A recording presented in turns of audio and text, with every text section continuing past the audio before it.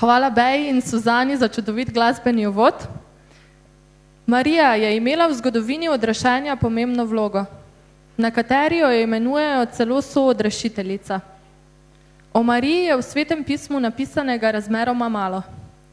In še, različne krščanske cerkve različno gledajo na Marijo. Pa najprej vabim k besedi moderatorja, doktorja Aleša Maura. Prosim za aplavz za današnjega moderatorja.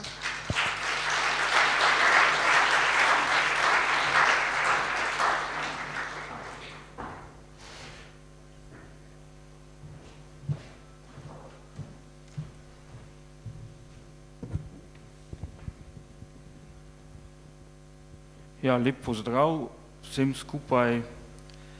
Kot je napovedala že Gloria, je naslov današnjega večera Marija, neznana znanka. Neznana znanka je Marija vsaj na dva načina, ki bosta stopila v ospredje v današnjem večeru. Po eni strani je njena navzočnost v naših, zlasti katoliških cerkvah in v našem verskem življenju tako samoumevna, da se nam zdi, da vemo o Mariji čisto vse. Po drugi strani pa je v Svetem pismu o njej tako malo, da pravzaprav o Mariji kot osebi samo iz tega ne bi mogli vedeti skoraj nič. In še ena neznanka je povezana z Marijo. Zelo malo mi katoličani vemo o tem, kako na njo, na Božjo mater, gledajo predstavniki drugih krščanskih cerkva. Ti dve neznanki bi radi danes vsaj nekoliko razrešili in posvetili vanju. Pri tem pa bodo pomagali predstavniki 4 različnih krščanskih cerkva, ki jih bom sedaj povabil na oder. Najprej bi prosil, da se mi pridruži gospa magistra Violeta Vladimira Mesarič, duhovnica evangeličanske cerkve v Mariboru, ki jo večina Mariborčank in Mariborčanov seveda zelo dobro pozna. Dobrodošli.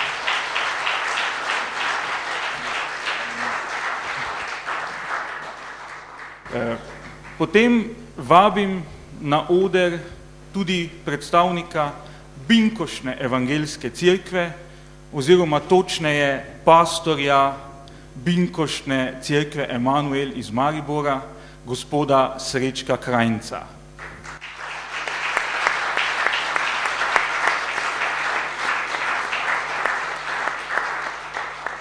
Gospod Srečko, dobrodošli.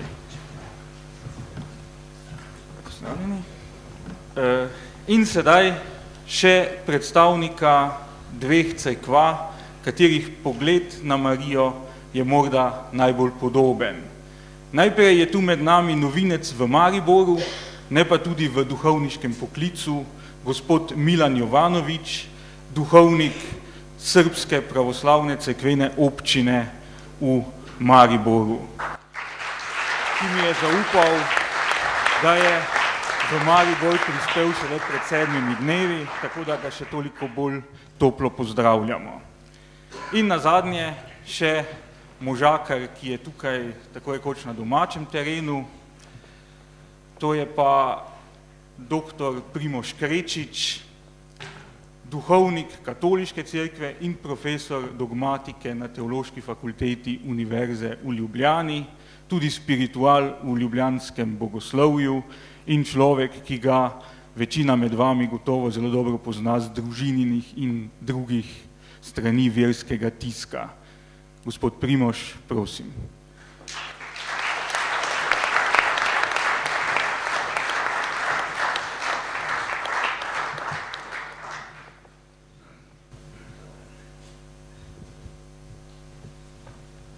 Najprej se še enkrat vsem zahvaljujem, da ste sprejeli vabilo Nikodemovih večerov in da boste z nami odkrivali, v čem je Marija naša dobra znanka, v čem pa nam je še neznana.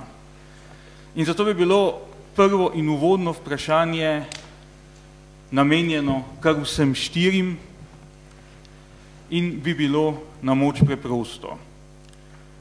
Kdaj ste se prvič srečali z Marijo in kakšno je bilo to srečanje? Torej, kdaj in kako je Marija postala vaša znanka? Pa bi prosil kar gospo Mesarič, da kot edina predstavnica lepšega spola otvori današnjo okroglo mizo.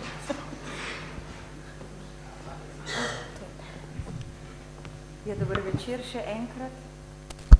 Zdaj se pa čujemo, ne? Kdaj sem se prvič srečala z Marijo? Verjetno je bilo to kot otrok ob božičnem drevesu in ob jaslicah, vsekakor kot z Jezusovo mamo. Verjetno kot večina otrok ob jaslicah z Jožefom, Marijo in z Jezuščkom. Moram pa dodati, da kot predstavnica evangeličanske cerkve živim, verujem in poskušam delovati tudi v okviru za svojim protestantskim načinom razumevanja Svetega pisma in vsega, kar je s tem povezano. Za evangeličansko cerkev oziroma za protestantsko cerkev nasploh veljajo 4-krat samo, 4-krat beseda samo ali 4-krat beseda sola. Najprej samo Kristus, samo pismo, samo milost in kaj bi bilo še 4? Samo vera. Tako.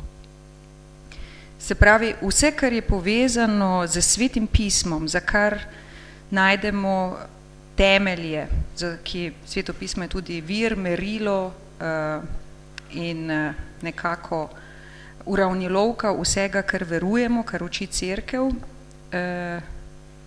sprejemamo kot tako. In zato tudi vse, kar se tiče, kar je zapisano v Svetem pismu, v Mariji, tako tudi sprejemamo. Martin Luther je že zelo zgodaj povedal, da je pri Mariji zelo pomembno, da jo nikakor in nikdar ne zanemarimo.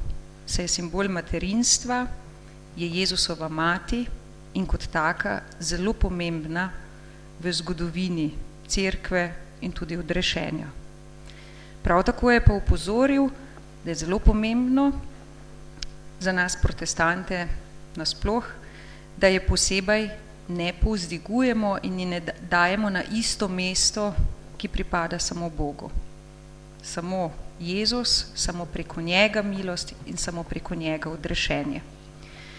Zato moram povedati, da kot majhen otrok pa vse do danes spoštujem, sprejemam in razumem Marijo kot ta simbol materinstva, ženskosti, Jezusovo mamo.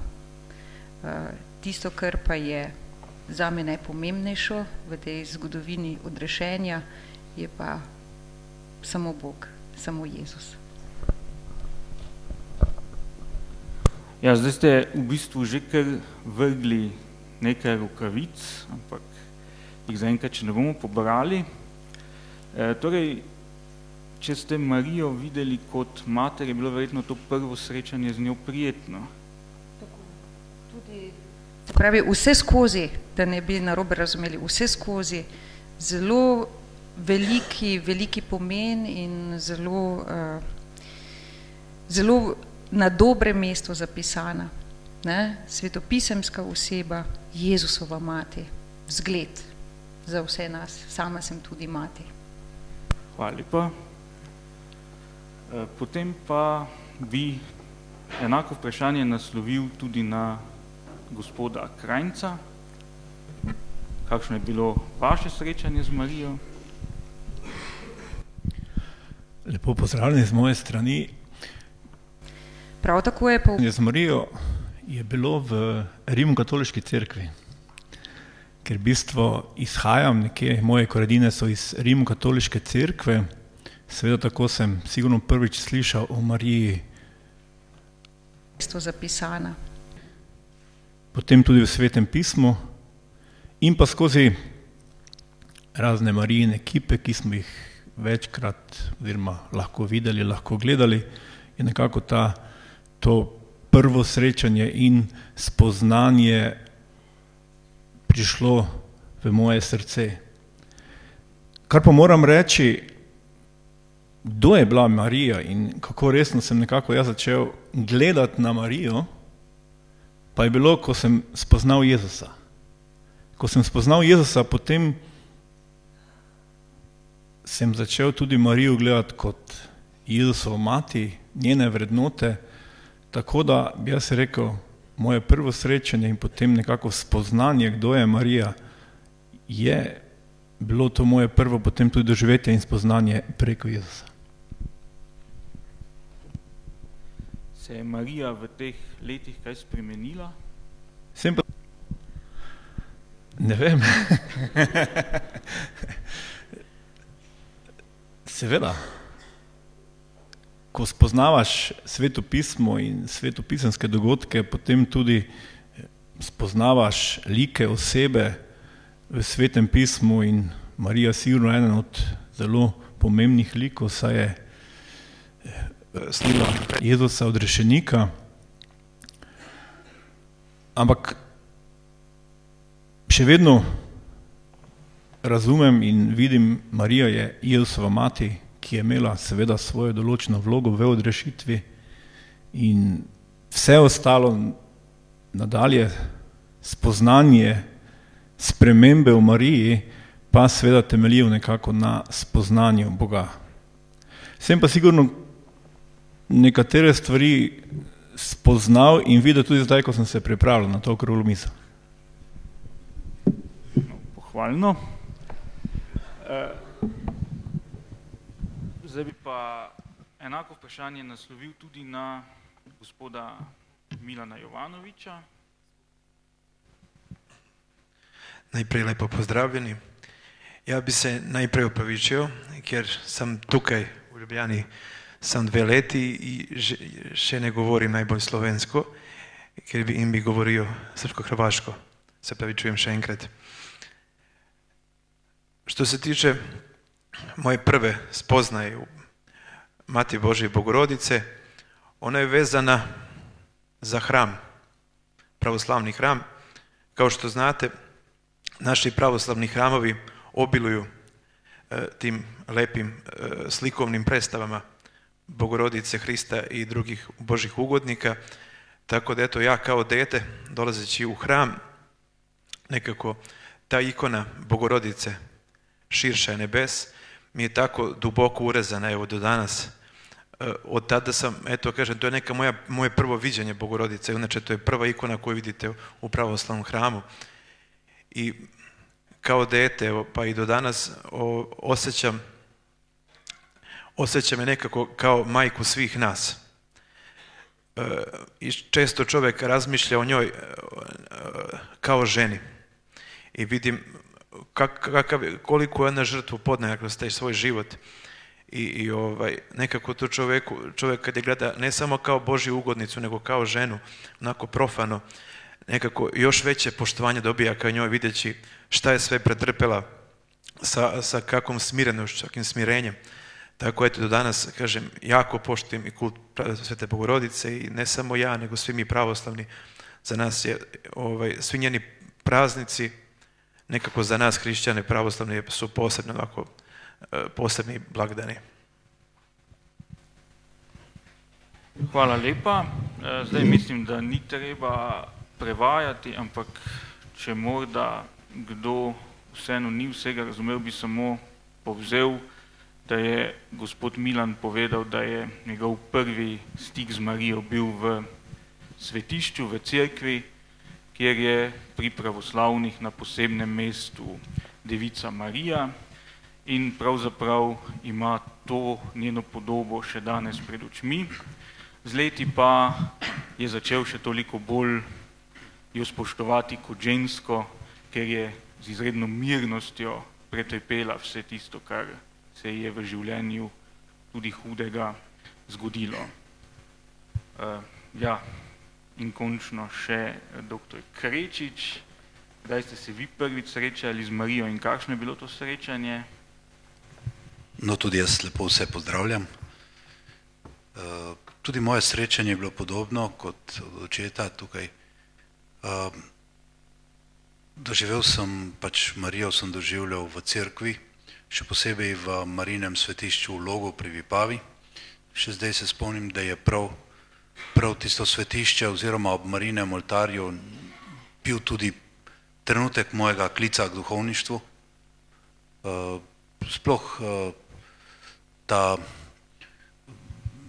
to delovanje Božje milosti, ta ženska dimenzija, o kateri sem kasneje razmišljal, ki se kaže skozi Marijo, ali pa Božja slava, ali pa Božja modrost, kot sem kasneje študiral tudi pri Rusih. To, kar ni mogoče z razumom postaviti in vendar je osnovno, vse drži, ker vse drži tudi v naši duhovnosti, ta izkušnja svetega, v tem sem živel in to se mi je razkrivalo in to je bilo del moje vere. Ker vera je po eni strani razumski odnos, osebni odnos, ampak je veliko več od tega. Tudi kasneje, ko sem bral svetega Ireneja, da ima Bog Oče dve roki, sina, se pravi logos, razum in svetega duha, se pravi to žensko dimenzijo življenja. In prav ob Mariji sem to varnost, to toplino vire odkrival, domačnost, ko je vse skupaj povezano. In zato sem tudi si želel in je bilo tudi uslišano, oziroma da sem bil posvečen v Marijini cerkvi na Sveti Gori. In kasneje me je zelo zanimalo tudi pač študij mariologije oziroma sama Marija, čeprav nisem dobil v teologiji takrat nekih odgovorov na to nekaj svežega, nekaj, kar bi me zanimalo kot mladega duhovnika, kar bi lahko mladim povedal in družinam. No in potem sem pa ob študiju v Rimu sem se pa zelo približal zlasti pravoslavni teologiji, Bulgakovu, ki sem ga študiral tudi potem za doktorat, in njegovi sofiologiji, sveti modrosti, ki še posebej v ruski duhovnosti odkriva to marijansko dimenzijo. Da je poleg Kristusa tudi ta materinski, marijanski občutek, ta Božja povezava milosti, te topline in tudi zdaj zadnje leta, ko sem špiritual v Ljubljani in pišem 9-dnevnice pred Brezmadežno, se vsako leto posvetim eni temi in prav danes sem oddal zadnjo to delo Lepota Marije z naslovom Lepa, ker ljubi. Prejšnje leta, lani sem Magnifikat pripravil, še prej pa Marino vero. In sploh ta podoba Marije kot vernice se mi zdi zelo pomembna. Moramo Marijo zelo si predstaviti tako življenjsko, tako kot je v Svetem pismu, tako kot je evangelsko. Potem je veliko lažje sprejeti tudi njeno veliko sporočilo, ki je v našem narodu, v naši zgodovini odigrala veliko vlogo. Ja, hvala lepa. Tudi vi ste natresli kar nekaj izhodišč, katerim se bomo lahko kasneje še vračali.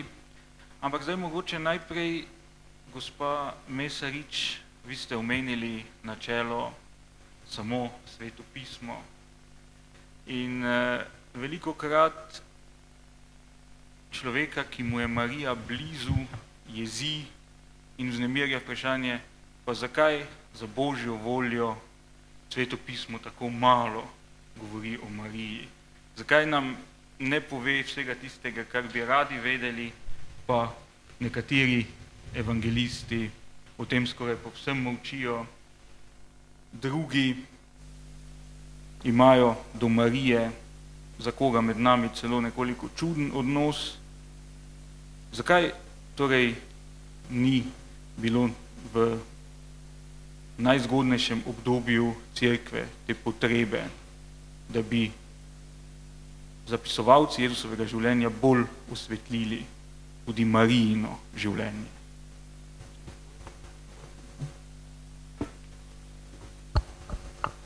v bistvu to ni tako enostavno vprašanje, oziroma ni tako enostavno odgovoriti na to.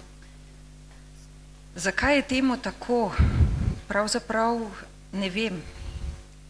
Verjamem, da je verjetno bil poudarek oznaniti radostno novico, se pravi oznaniti prihod Jezusa, njegovo sporočilo, oznanilo, njegovo življenje, njegovo vstajenje in z njim tudi naše upanje v vstajenje.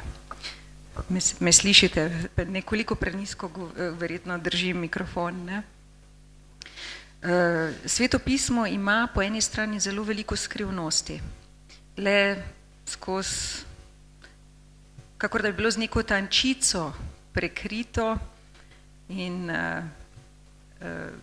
človeka resnično pritegne, hkrati pa prosimo v molitvi tudi za to, da nam je dano razumeti. Po drugi strani pa ni tako skrivnostno, namreč, če nam eno mesto v Svetem pismu dela težave, imamo možnost, smo poklicani, da po njem prelistamo, kajti odgovor se verjetno skriva na nekem drugem mestu v Svetem pismu. Današnji Sveto pismo, današnji kanon, kakor je bil izbran, ne, knjige Svetega pisma, so bile izbrane seveda z določenim namenom in je to bilo zelo veliko delo. Verjamemo pa tudi, da je Sveto pismo ne samo delo človeških rok, ampak da so bili pisci navdihnjeni z Svetim duhom. Marsikaj lahko modernega človeka, tudi mene včasih jezi, da je tako zakrito v Svetem pismu in da včasih ne dobiš natančnega recepta, kakor na škatlici zdravili. 3 zjutraj po hrani ali pa pred na tešče in to je to. Ljudje smo nekako vedno bolj naravnani na to, da nimamo časa, da rabimo hitre, kratke, takojšnje rešitve. Vendar v tem Božjem kraljestvu potekajo stvari včasih drugače in vendarle verjamem, da s točno določenim namenom. Poklicani smo le k temu, da odpremo svoje oči, svoje ušesa, svoje srca in da prisluhnemo. Torej bi lahko teoretično tudi kje drugje ugledali Marijo, tako kot zlasti pač katoliška teologija jo na primer vidi že na prvih straneh Svetega pisma.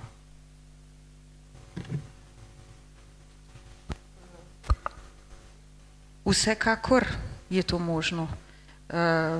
Tudi sama, kakor tudi evangeličanska cerkev v Svetem pismu najde ne ravno tako malo besedil in sporočil v Svetem pismu, saj je vendarle Jezusova mati, tak je bila poklicana. Res pa je, da, kot sem že povedala, temelj, vir in merilo naše vere, delovanja, življenja, učenja cerkve je Sveto pismo. Božja pota so pa za nas skrivnostna, duh veje, kjer hoče, kadar hoče in jaz mislim, da ima zmeraj Bog zadnjo besedo. Ja, nekaj podobnega ali pa podobna težava za Marijine častilce je pa verjetno nekaj tistih mest, na katerih Marija nastopa v Svetem pismu, gospod Krečič. Recimo, verjetno skoraj vsak zastriže z ušesi, ko prvič prebere odlomek o svadbi v Kani Galilejski in butne ob tiste Jezusove besede, kaj je to meni in tebi, žena. Zakaj tak čuden Jezusov odnos do Marije in tudi potem odnos evangelistov do nje? No, jaz mislim, da je potrebno gledati na celoto Svetega pisma, na vse 4 evangelije, zlasti na to, da so tudi evangeliji se pravi, da je v središču velikonočna skrivnost in da se potem z ozirom na velikonoč, se pravi smrt, trpljenje, smrt, vstajenje, in da so potem tudi tako dodajali te apostolske pridige, če lahko rečemo to, kar so evangeliji, in da je potem prišel tudi, da je prišel ta del rojstva in se pravi od Jezusovo otroštvo in te stvari, da so prišle bolj proti koncu. Tudi z razvojem teologije, recimo, če gledamo tako. Mislim, da je treba vedeti, da se je med Jezusom in Marijo pletel ta odnos od oznanjenja do pač rojstva in mladosti in da je tudi njun odnos tudi dozoreval. In prav v tem dozorevanju Marija nekako iz matere postaja vedno bolj vernica. Se pravi, tista, ki ga spremlja s potjo vere. In se mi zdi, da je prav to, ta mesta čudovito kažejo prav to. Če je po čustveni plati neka distanca, ki jo tudi Jezus potrebuje, je po plati vere toliko večja bližina. Tudi tam, ko je prišla njegova mati in njegovi bratje, se pravi njegovi sorodniki, ko so prišli tja, ko je Jezus rekel, da moja mati in moji bratje so tisti, ki poslušajo Božjo besedo, se pravi verniki, je Jezus prav to smer vodil tudi ta svoj odnos z Marijo. In Marija je bila dejansko res Jezusova prva vernica, najgloblja vernica. Tudi to vztrajanje pod križem, v bistvu edina, ki je verovala v tistem trenutku. In to je ta veličina, ki jo lahko občudujemo in zato nam je tukaj Marija tudi tako blizu. Se mi zdi, da z tega vidika, da si to lahko razumemo. Obstajajo mnoge teorije potem glede teh stvari. Tudi Janezov stil, ta njegov pojem žene, ki ga potem razvije še v Apokalipsi in tako ne. V redu, hvala. Sedaj pa bi vas, gospod Krajnc, vprašal, kako na Marijo kot vernico, kot je omenil dr. Krečič, gledate binkošniki. Je tudi za vas zgled? Sigurno, da je v vsakem primeru tudi Marija zgled. Čeprav bi moče dal eno repliko, ne vem, če je glih Marija bila prva Jezusova vernica, ker je vseeno Jezus poklical 12 apostolov, katere je učil, s katerimi je hodil. In tako da je to eno vprašanje, pa zakaj imamo tako malo v Svetem pismu o Mariji napisano, jaz bi rekel vseeno, Bog je verjetno dal toliko, koliko je vedel, da je potrebno in tisto najboljše. Zdaj, Marija kot vernica, mislim, da se od nje lahko veliko učimo. Prvič, bila je Gospodova dekla, ki je bila poslušna v začetku, mogoče to, kar smo že slišali, Jezus nekako tako odklonilno nastopa do nje. Ampak ko Jezus se izgubil v templju in sta ga Jožef in Marija iskala, potem v tistem pogovoru nekako vidimo, da je Marija vse to, kar se je dogajalo z Jezusom, hranila v svojem srcu. Kar bi jaz rekel, je ena zelo pomembna lastnost vsakega kristjana. Da spoznavamo Jezusa, da se od njega učimo. Marija je vedela, da je Jezus vedela, kako je čudežno in nadnaravno zanosila. Imela je to spoznanje, da je Božji sin. In vse to je govorilo njeno srce, kako pomembno je spoznavati Jezusa. Kako pomembno je njega slediti in Mi v Svetem pismu najdemo primer, ko enostavno Marija pove ali nas pelje k Jezusu. Naj smo poslušni, oziroma tudi v Kani Galilejski je že bilo omenjeno poroka. Ne. Sama Marija pravi, vse karkoli vam Jezus poreče, storite. Ne. Tako da Marija kot vernica, jaz bi rekel, če bomo vsi tako verni, kot je bila Marija, smo na dobri poti. Ker sem že izvan, lahko dam nekako razlago, kaj sem mislil pod tem, ko sem omenil Marija kot prva vernica. Mislim, da ste tudi sam odgovoril prav na to, brez Marijine vere tudi sprejema Jezusa na svet ne bi bilo. To, kar pri oznanjenju in tudi potem pri mišljevanju ob njegovem rojstvu, brez njenih globokih uvidov vere, tudi potem same te Jezusove skrivnosti ne bi bilo mogoče razodeti tako, kot je bila. Prav Marija prva spremljala vso to pot. In v tem je veličina tudi njene vere. Se mi zdi, da to včasih mogoče kar prezremo. Brez njene te globine, s katero je se sklanjala k Jezusu, gotovo, da ne bi bilo tudi se Jezusova skrivnost ne bi tako razodela. In zato je sveti Avguštin zapisal, da je Marija najprej spočela Jezusa v svojem srcu in šele potem v svojem telesu. Mislim, vse smo na isti dolžini.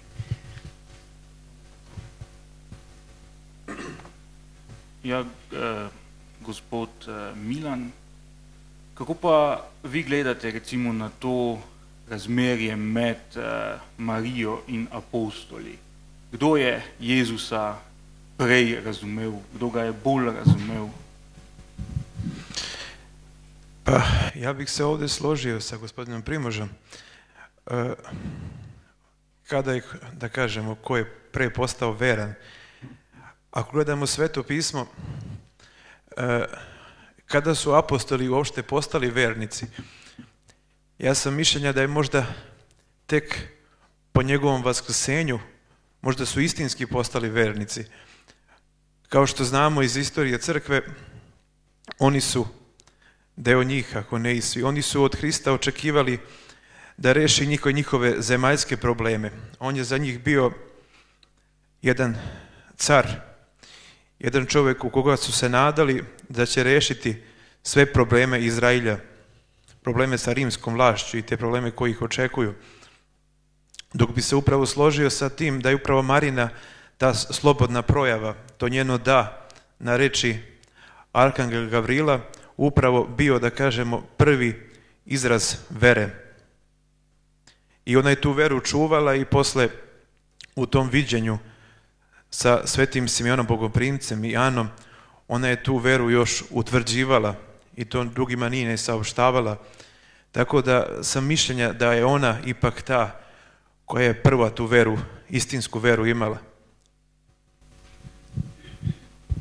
Mislim, da smo spet v glavnem razumeli, ampak gospod Milan je rekel, da je pač tudi se strinja z gospodom Primožem v tem, da je seveda Marijina svobodna odločitev za to, da sprejme Jezusa nekaj bistvenega in da je to svojo že zgodnjo vero potem poglabljala ob srečanjih s Simeonom in Ano v templju in vseh ostalih dogodkih, ki jih je doživljala skupaj z Jezusom. Ja, gospod Krajnc, iz apostolskih del pravzaprav vemo, da ima Marija pomembno mesto tudi pri pripravi na dogodek Binkošti. Kakšno mesto pa danes zaseda v Binkoštni cerkvi? Verjetno je to nasploh najmanj znano. Zato bi vas prosil, da odličnemu svojemu osebnemu vtisu o Mariji dodate mogoče še nekaj pojasnilo o tem, kakšno je njeno mesto v vaši cerkvi oziroma vaši skupnosti.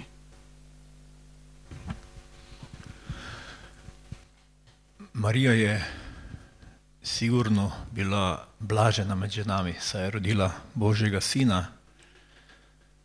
Marija je bila, oziroma je Jesusova mati, ki je Bog in človek.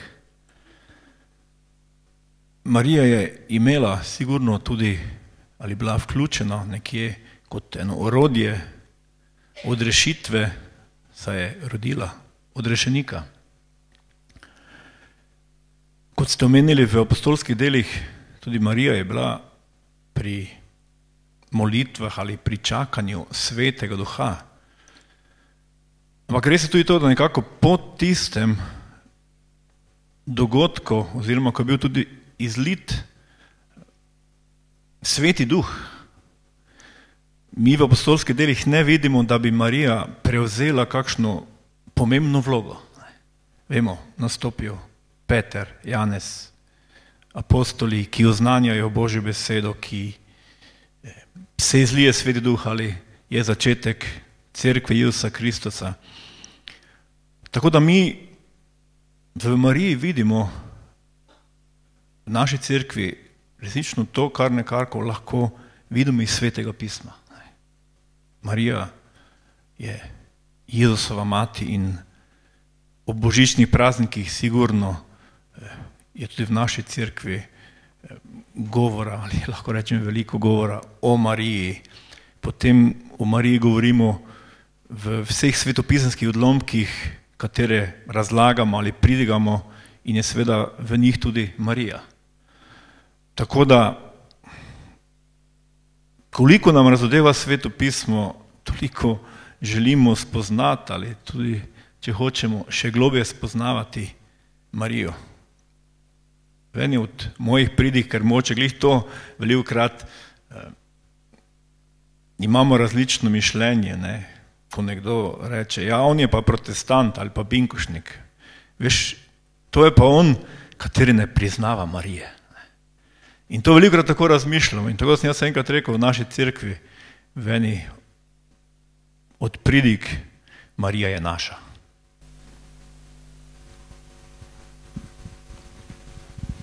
In od vseh. To je, se mi zdi, zelo pomembna misel. No, našel sem nekje na spletnih straneh RTV Slovenije, da so v bistvu tudi vas, gospa Mesarič, najprej vprašali o razlikah med katoliško in evangeličansko cerkvijo in so tudi to izpostavili kot bistveno razliko, ne, pa verjetno to ni ravno najpomembnejša razlika med katoliško in evangeličansko cerkvijo. Vi ste prej ravno omenili zelo zanimivo misel, da je verjetno Bog, ki je navdihnil Sveto pismo, tudi razmestil osebe, tako kot je prav van. Ne.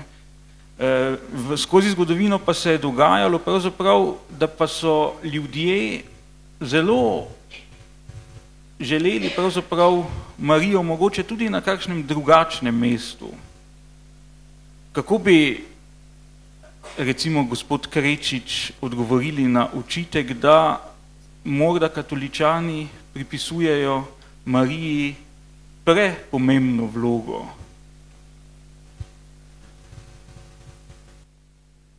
Mislim, da je že z našega pogovora, ki smo ga imeli in ki smo ga nastavili do sedaj, se pokazala nek trezen pristop do Marije. Bila so res obdobja, ko se je to češčenje Marije pač razmaknilo do take mere, da je šlo tudi čez vsako mero razumnosti in vsako mero tudi tega, kar je v Svetem pismu. In v določenih krajih je bila Marija skoraj predstavljena kot boginja. In to je gotovo velika škoda, lahko rečemo, za Marijino češčenje. Vendar cerkveni nauk je ostal zelo trezen. No in so bila tudi različna obdobja, recimo je bilo obdobje recimo baroka, potem je prišlo obdobje janzenizma strogega, ki so Marijo skoraj pospravili, ko so začeli zapirati Marina svetišča in tako naprej. Potem je prišel prvi Vatikanski koncil z dogmo o Marijinem brezmadežnem spočetju in to je bil zopet en tak zagon. Potem to obdobje, moderno obdobje nekega liberalizma pa bolj racionalizma, ki ni vedelo, kaj več početi z Marijo, in pa drugi Vatikanski koncil, ki je Marijo postavil v cerkev. Postavil je ni kot nekaj posebnega, ampak je postavil v cerkev. In zato tudi se mi zdi, da je tudi teologija po drugem Vatikanskem koncilu zelo uravnovešena, da postavlja Marijo tam, kjer je njeno pravo mesto, tako kot je postavlja svetopismo, se pravi v Binkošno dvorano, v cerkev, kot vernico, kot Jezusova mater, kot tisto, ki je potem tudi kot verujemo skupaj tudi s pravoslavno cerkvijo, ki je poveličana, se pravi, tako kot Jezus v nebesih, se pravi, kot prvi človek, ki je izpolnjen in tudi poveličan v nebesih. Hvala. Gospod Milan, kako pa vi doživljate razmerje med Marijo in ostalimi svetniki? Je Marija sredi med njimi ali je nad njimi, bližje svojemu sinu?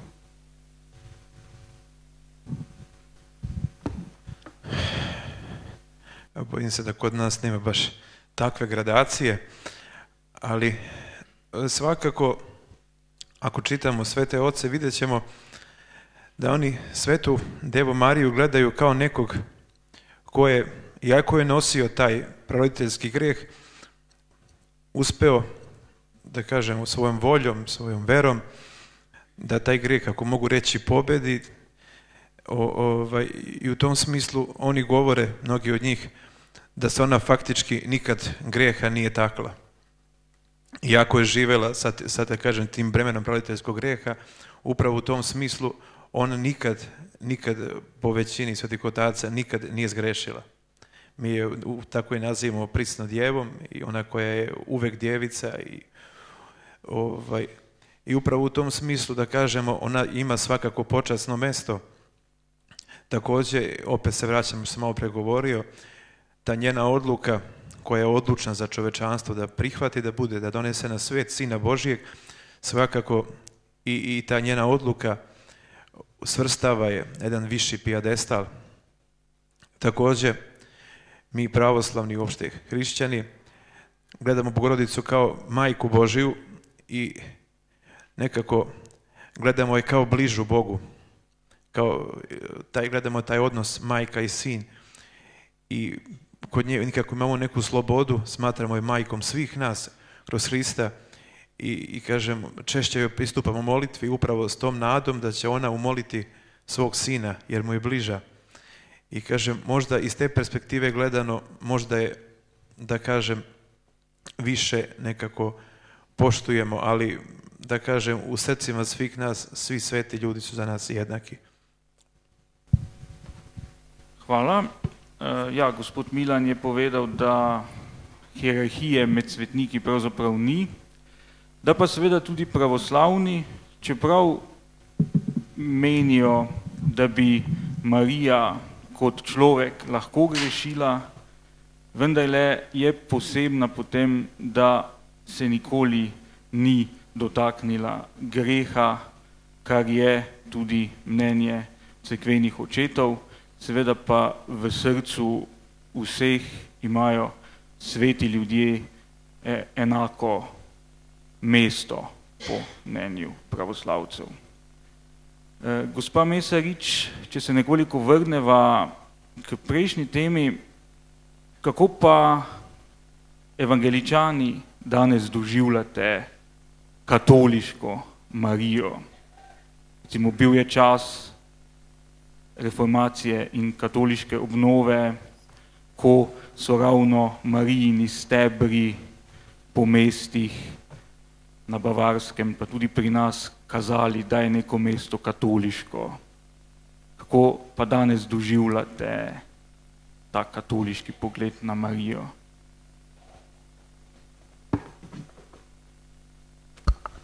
Danes so na srečo drugi časi, danes ne samo govorimo, ampak verjamem, da tudi vsaj večina živijo ali živimo ekumenizem, iščemo skupnih poti med cerkvami, med ljudmi in tudi morda nekoliko manj doma pri nas, zato pa toliko več v tujini. Obstaja cela vrsta teologov, egzegetov, ki skupaj raziskujejo, odkrivajo v duhu vere svetopisemske like in tudi Marijo. V današnjem času, v evangeličanski teologiji morda dajemo znova nek nov in pomemben poudarek Mariji že iz tega stališča, ker je v cerkvah v preteklosti, pa morda še tudi danes, veliko več te moške teologije kot ženske teologije. Zdaj sicer, če pogledamo naše cerkve, krščanske, včasih najdemo v klopeh res več žensk in malo manj moških. Ampak vendarle je cerkev skozi zgodovino bila in še danes je nekako bolj zaznamovana za tem moškim principom. In tu Marija lahko v veliki meri na novo pomaga in odkriva te poti, da se ta moški in ženski princip znotraj cerkve, znotraj cerkva zopet združita. Je pa tu še morda prav tako en izziv, ki mi je nekako postal s časoma še posebej blizu, in to je, da ob tem pomembnem liku Mariji kot materi, kot simbol vere, materinstva, ne smemo pozabiti na Jožefa. Namreč zamislite si danes, pa da se spustimo čisto na to današnjo življenjsko situacijo, moškega, ki mu ženska na čudežen način zanosi.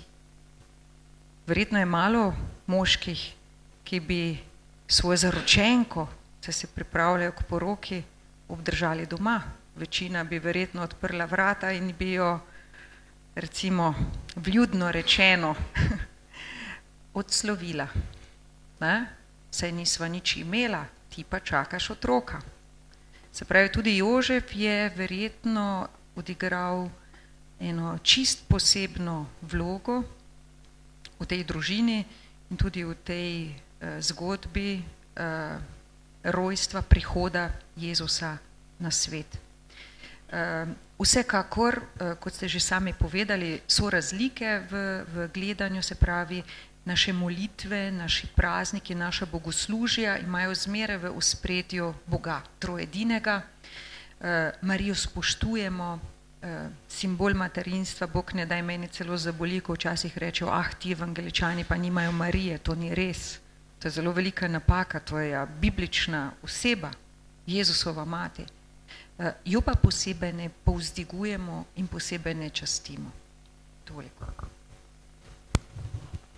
Ja, pa bi se mogoče kar še navezal na vas, pa vam zastavil še eno vprašanje.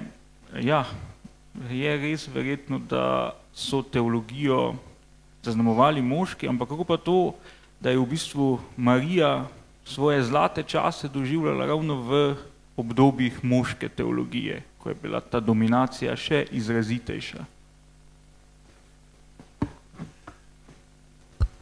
Jaz mislim, da je to v bistvu to, kar je najpomembnejše, tako tudi sama dojemam, da smo v tem svetu, v ta svet postavljeni vsi, moški in ženske, vsi smo tukaj, vsi smo Božji otroci, vsi smo pomembni.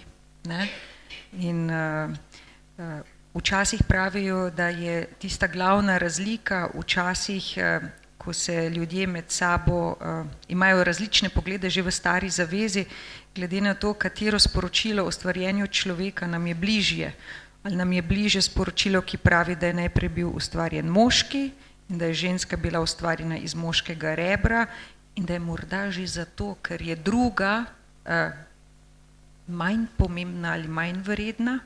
Jaz sama sicer tega sporočila ne jemljem tako, moj profesor za Staro zavezo, drugače tudi učitelj hebrejščine Injut,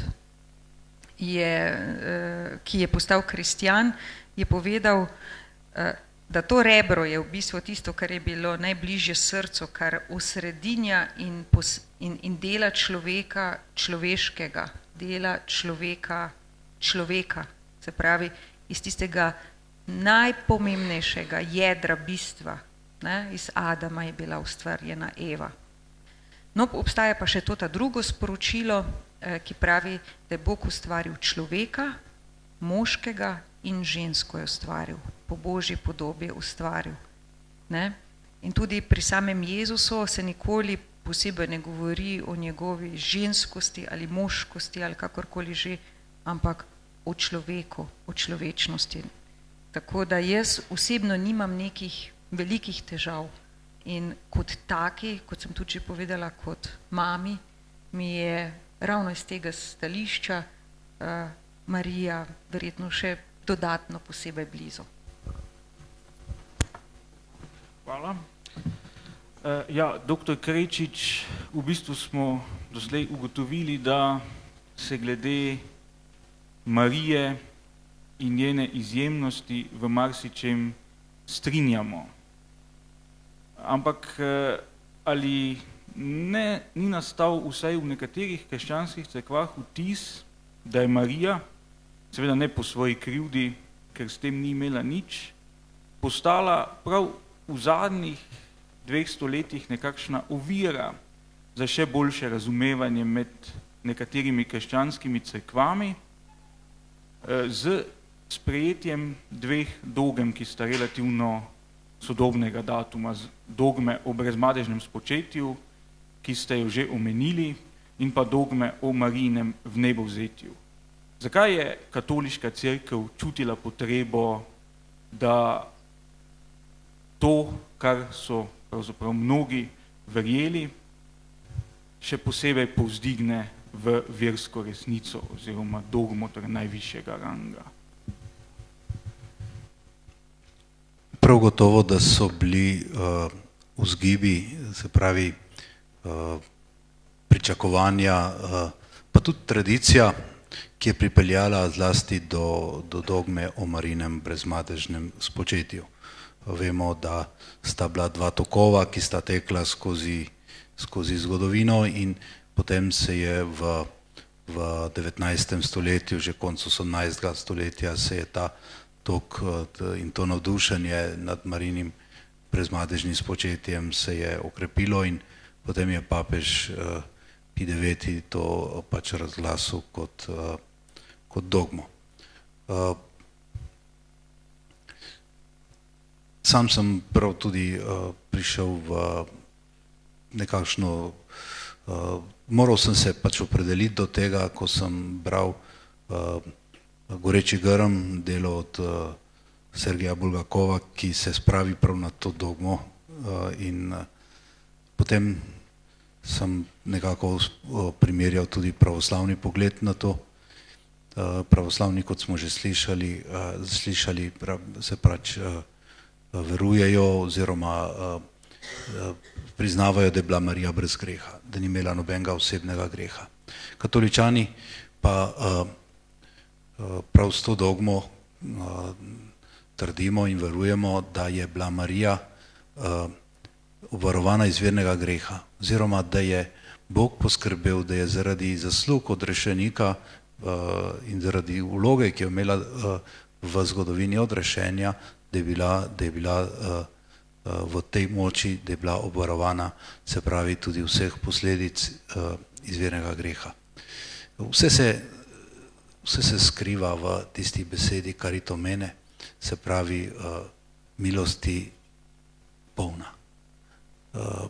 Zdaj lahko gremo v ta vidik, da je bila brez madeža spočeta, se pravi, da ni imela nič nobenega, se pravi, da je bila izvzeta od obvarovana moči izvirnega greha, ali pa če gremo na drug vidik, da rečemo, da je bila milosti polna, da je bila vsa v Božji milosti, vsa v lepoti ljubezni od prvega trenutka dalje. Se dotaknemo in se približamo isti skrivnosti iz dveh različnih stvari, z dveh različnih vidikov.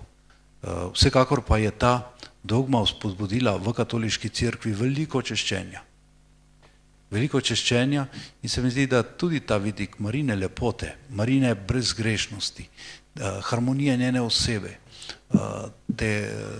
te čudovitosti, ki sije iz njene osebe, zlasti zato, ker je rodila tako tudi čudovitega sina. Sej sad Marijine osebe in sad njene vzgoje tudi Jezus. In potem povezavi s tem tudi vstopanje v velikonočno skrivnost in pa druga dogma, ki je bila razglašena po drugi svetovni vojni, ko je razglasil Pij XII, se pravi dogma o Marijinem nebovzetju, da je poleg Jezusa v nebo vzeta, se pravi vzeta tudi Marija. Mislim, da tudi tukaj smo s pravoslavnimi zelo blizu. Pri njih je večji poudarek na Marijino zaspanje, se pravi na Marijino smrt in gotovo potem tudi to, da je poveličena v nebesih. Pri nas katoličanih je pa malo večji poudarek na poveličeno Marijino telo in na njeno slavo v nebesih. Tako da so ti odtenki zelo blizu in tudi v ekumenskem dialogu se te stvari lepo dopolnjujejo. Hvala. No pa bi vendarle vprašal še gospoda Milana, sicer je to gospod Primož že deloma pojasnil, ampak kako je z Marijinim vnebovzetjem oziroma zaspanjem pri pravoslavnih? Kaj to pomeni? Pa gospod Primož već mnogo toga je rekao. Malo pre sam već nekoliko stvari rekao. Pravoslavni stav uopšte krećemo od tog proroditeljskog greha i upravo smrt je jedna od posljedica njegovih i upravo tu je mala ta razlika, možda je to stvari perspektive kako se to gleda. Mi pravoslavni naime govorimo da je ona nije bila pošteđena u tom smislu, da je ona osjetila smrt, kao što kažu da je ona kao Adamova ćerka, ali kaže, kako kažu sveti oci, ali kao majka novoga Adama, ona se uznela. Tako da je možda samo ta mala razlika što mi ne govorimo da je ona ipak osjetila smrt, ali eto, zahvaljujući pošto je ona majka novog Adama, ona se uznela.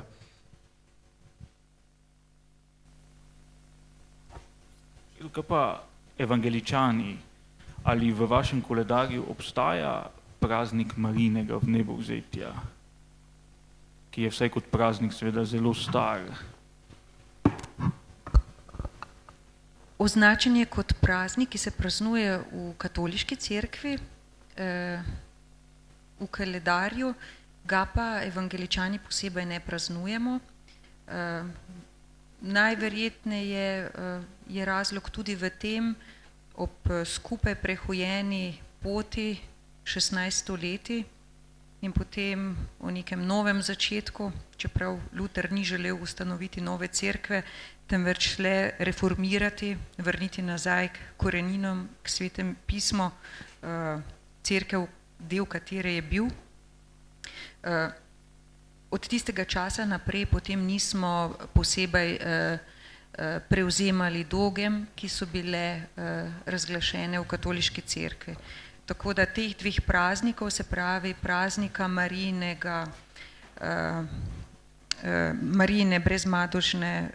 brezmadečnega spočetja, kako tudi Marijinega vnebovzetja, nismo povzeli in ga tudi ne praznujemo.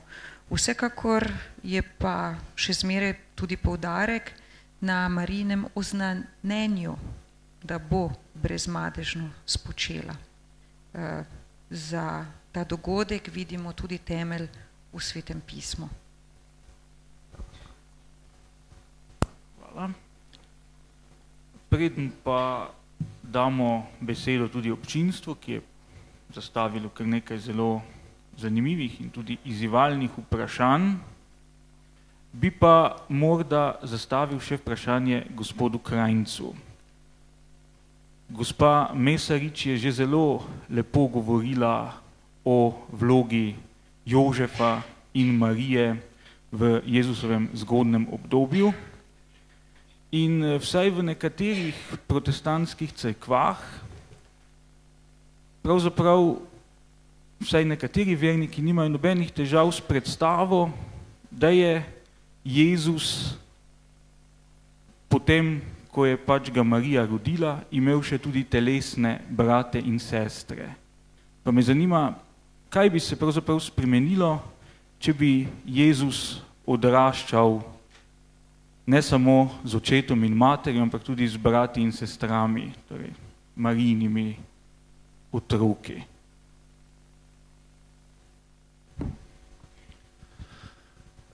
Kar se tiče naše teologije, mislim, da se kaj dosti ne bi spremenilo. Ne? Se vemo tudi pri samem prevodu, ne? Ali so bili to Jezusovi bratje in sestre, ali so bili sorodniki, ali so bili bratranci. Mi smo pač nekako sprejeli, tako v Svetem pismu piše, da so bili to Jezusovi bratje in sestre. In seveda, v naši teologiji se to ne bi nič spremenilo, ne? Čisto tako konkretno povedano. Ja. Kar bi pa mogoče vseeno omenil, ne, glede Marije in čaščenja, čisto eno moje osebno izkustvo ali praksa, ker pač izhajam iz Rimokatoliške cerkve, v bistvu resnično je Marija bila približana.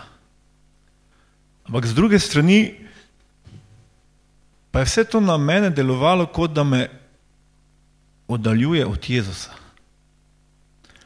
In ko sem prvič v življenju slišal, da je nekako potrebno sprejeti tudi Jezusa osebno v srce kot svojega zveličarja, in mi je to bilo tako daleč in tako tuje. In mislim, da je prav tukaj velikokrat v praksi, ker eno je tudi teologija in drugo je praksa naše krščansko življenje. Vse je tudi zanimivo, tudi v katoliškem katekizmu, v bistvu, ki je, ne vem, približno tako debel. Imamo tam noter mogoče, ne vem, 2 mm napisano o Mariji. Vse ostalo pa je o Bogu, o Kristusu, o odrešeniku. In mislim, da je velikokrat ni toliko problem sama teologija, kot problem, kaj potem ljudje nekako pač nekaj vzamejo za svoje. In problem je, če nekdo vzame za svoje, da je mu Marija odrešenik in posrednik in v bistvu se oddalji od Jezusa. Potem je v bistvu izgubil tisto, kar je najbolj pomembno, zaradi katerega je Kristus prišel. Mislim, da je tu in tudi skozi zgodovino se je to velikokrat dogajalo, ko se cerkev nekako ohladi. Pa jaz tu ne bom rekel rimokatoliško, ker pač če ima najdaljšo zgodovino, vsaka cerkev se lahko ohladi in ko se duhovno ohladi, potem so tiste nevarnosti, ko mi nekako odidemo od resnice in gremo v stran in iščemo neke nadomestke. In ne vem, moče to vprašanje, kaj bi se zgodilo, Jezusovi bratje, in moče to je en razlog. Hvala. No, pa bi zdaj mogoče bila priložnost za prvo vprašanje iz občinstva, ki je deloma povezano s tem, kar je povedal gospod Krajnc, ki se mu zdi, da se lahko človek zaradi Marije tudi oddalji od Boga. Vprašanje pa je, pa bi ga naslovil najprej gospodu Krečiču, kdaj se zatekati v molitvi k Jezusu in kdaj k Mariji?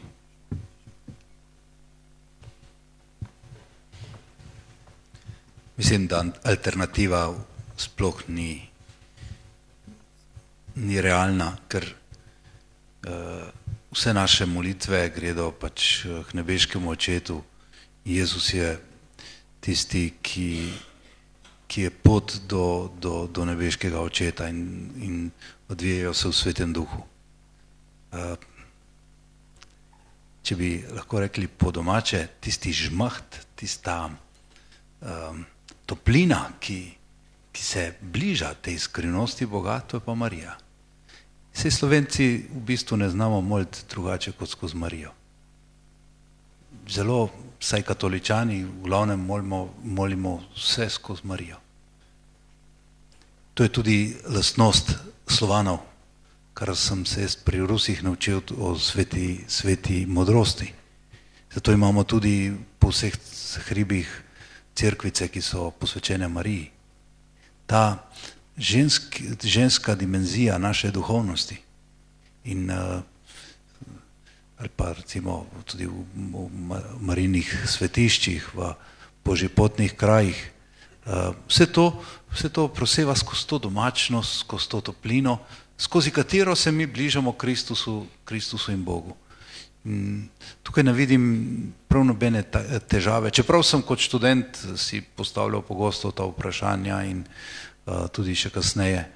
Zdaj pa vidim, da je to taka domača, preprosta pot, ki vodi do te velike skrivnosti, kot je Marija v Kani rekla, kar vam reče, storite. Se pravi, ona, ki pripelje nekako do Kristusa, bolj domače je skozi Marijo.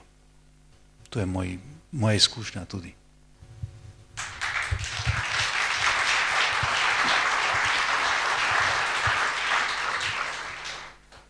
No, aplavz marsikaj pove, bi pa ga izkoristil te besede gospoda Primoža za vprašanje vam, gospod Milan. Rekli ste, da ste pred 2 letoma prišli v Slovenijo in gotovo ste opazili to neko posebno navezanost Slovencev na Marijo. V čem so v tem Slovenci podobni, recimo stanju pri srbskih pravoslavcih, v čem pa so razlike v sami navezanosti na Mariji in v zunanjem čaščenju Božje matere? Pa mislim da tu nema suštinske razlike. Jednostavno, opet se vraćam, nešto smo već rekli, prosto taj osjećaj te bliskosti, taj odnos majka i sin upravo određuje naš odnos do Bogorodice. U našim molitvama nekako osjećamo se bliže, što je profesor rekao, njoj kao majci njegovoj imamo veću nadu da će ga ona umoliti za ono što mi očekujemo od njega.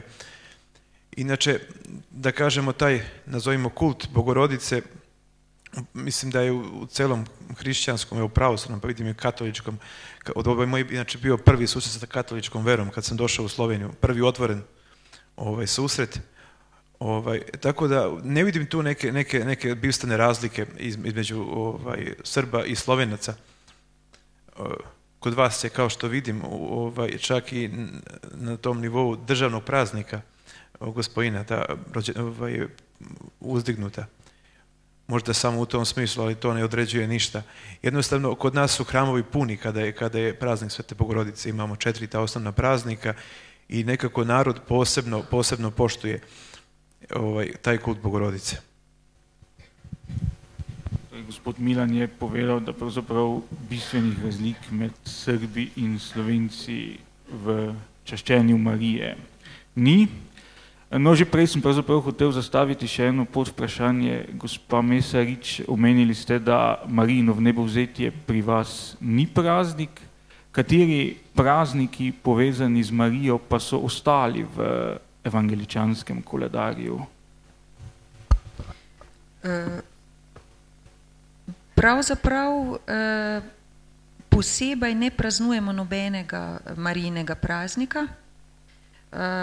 Od praznikov, ki jih imamo, če naštejem, so nam skupni vse nedelje, kot Gospodov dan, Novo leto, Veliki petek je velik poudarek, velikonočna nedelja, velikonočni ponedeljek, velika noč je tudi največji krščanski praznik. Binkošti, Jezusov nebohod, dan reformacije kot tak, in mislim, da sem tukaj le naštela bolj ali manj vse. Sicer je pa vsak dan praznik. Vsak dan nam je dan, darovan, poklicani smo, da ga živimo odgovorno in da ga živimo s hvaležnostjo Gospodu. Hvala. No, zdaj pa naslednje vprašanje iz občinstva.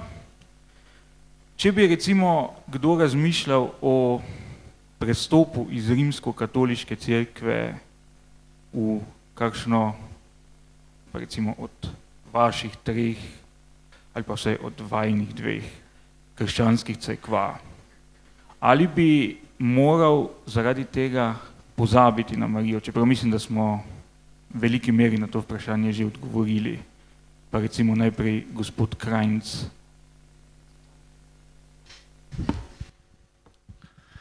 Jaz bi rekel, dobrodošli vsi v Binkošno cerkev. Praksa, teologija naše cerkve temelji na Svetem pismu. Ne? In ponovno lahko rečem pač to, kar nas uči Sveto pismo, kar spoznavamo iz Svetega pisma, v teh okvirih učimo in tudi kdorkoli pač ni pristop k cerkvi ali če že rečemo Binkošni cerkvi, ali jaz pravim, ne pripadam samo Binkošni cerkvi, ampak tudi katoliški cerkvi, ker vemo, da izraz katoliški je vesoljna cerkev, verujem, da obstaja ena vesoljna cerkev, Kristusova cerkev, in ko bomo v nebesih, tam ne bo binkošnikov, ne rimokatolikov in tudi evangeličanov, ne. Ampak tisti, ki so sprejeli Jezusa Kristusa, svojega osebnega zveličarja, odrešenika, se pravi, ki so se spreobrnili, zverovali v Kristusa, ga sprejeli za svojega odrešenika in seveda potem tudi v tej milosti in v tej veri živeli, in mislim, da je to tudi en glavnih pogojev, če pride do v našo cerkev. Ampak sem pač binkošnik, ampak ne povdarjam binkošne cerkve, ker Bog gleda malo drugače na cerkev.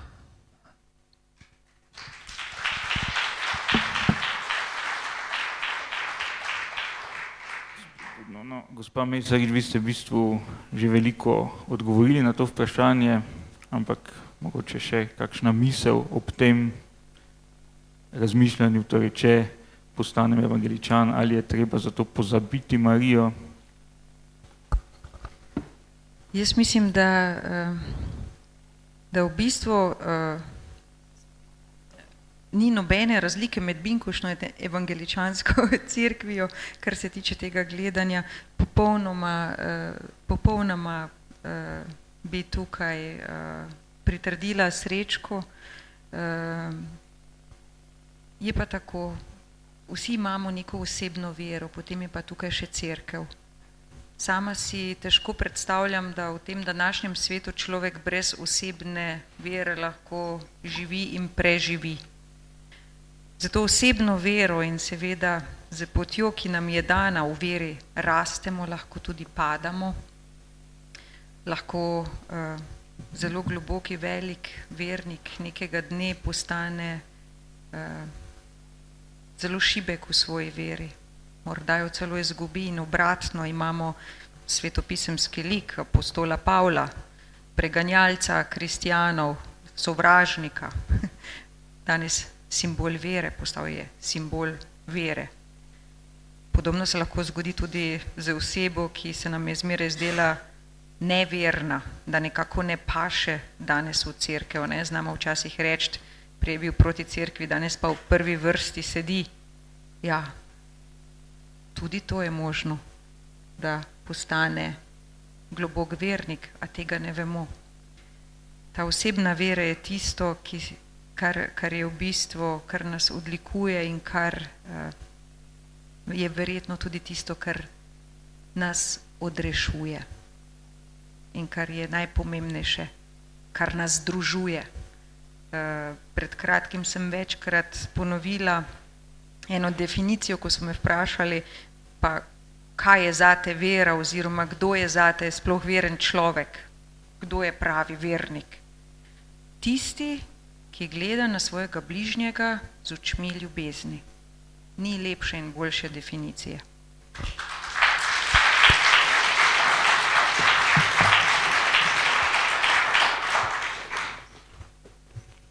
Ja, ena od katoliških značilnosti povezanih z dojemanjem in čaščenjem Marije, ki so nekatera okolja zaznamovala bolj, druga pa manj, so tudi Marijina prikazovanja.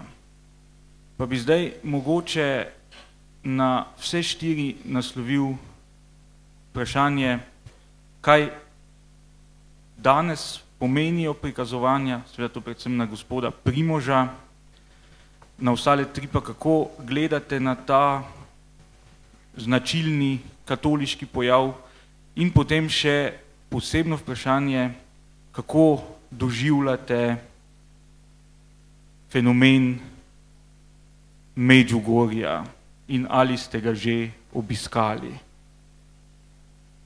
Pa bi mogoče. Gospa Mesarič.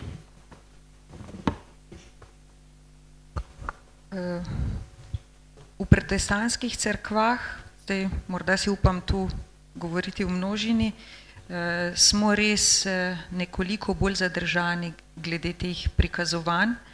V nekaterih cerkvah morda celo gledajo z odklonilnostjo, vendarle Duh Božji veje tam, kjer hoče, kadar hoče, kjer hoče in kakor hoče. Ne vemo, kaj vse je možno, kaj vse je čudež. Ljudje takšni, kakršni pač smo, včasih celo spregledamo celo goro čudežev, ki se nam prikazujejo, kažejo in oznanjajo. Vendarle pa morda tudi zaradi tega, ker posebej ne povzdigujemo Marije in je ne častimo, ta del pri nas ni tako pomemben. Se pravi, vse molitve, vsa vera je vera v trojedinega Boga, v milostnega in kot takšnega, kot sem že povedala, ki deluje tako, kot deluje, včasih skregano z našo človeško logiko in razumom, nedoumljivo, pa vendarle verjamem, da na tak način za vsakega izmed nas, da ga vendarle spoznamo, če ga hočemo. V Medjugorju pa niste bili. Ne še. Dobro, gospod Primož. Prikazovanja in Medjugorje. Zopet je eno tako področje, v katerem sem imel tudi eno obdobje, sem se veliko spraševal o tem.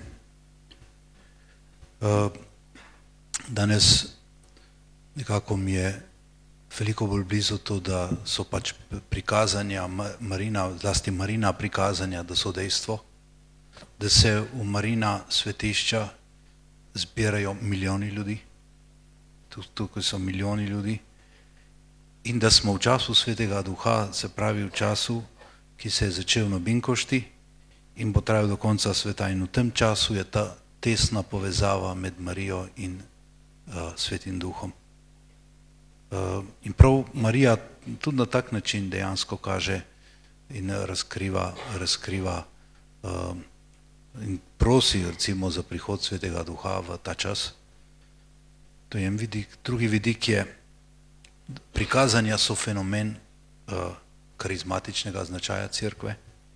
In če gre za karizmatičen vidik, je to gotovo bolj prikladno, da je v službi tega oziroma da se to dogaja skozi ženo.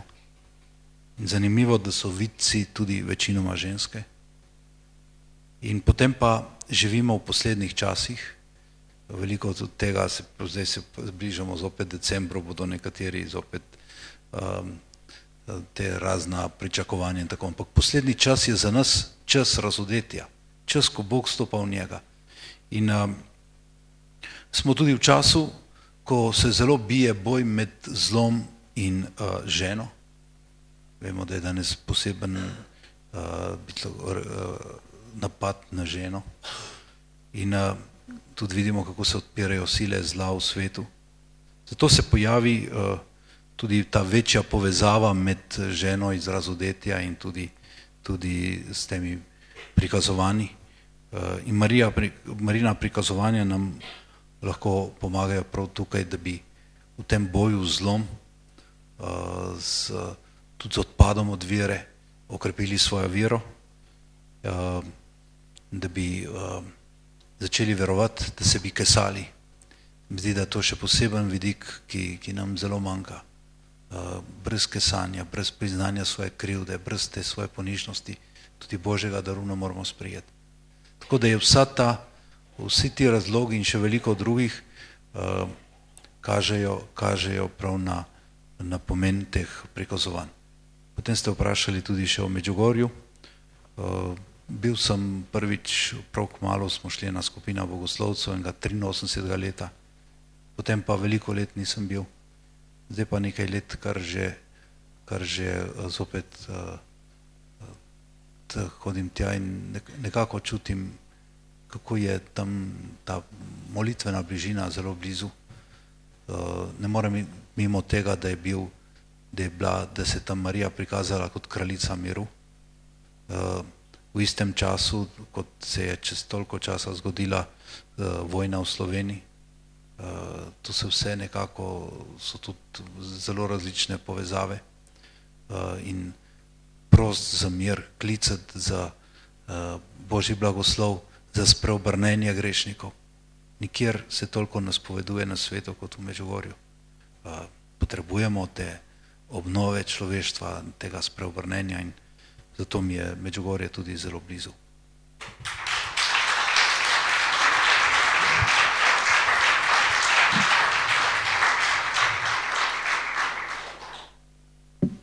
Gospod Milan, pozna tudi pravoslavna cerkev Marijina prikazovanja in ali ste vi morda obiskali Medžugorje? Ne, za sad još nisam bio u Međugorju, ali svakako u pravoslavnoj crkvi postoji više projava Presvete Bogorodice.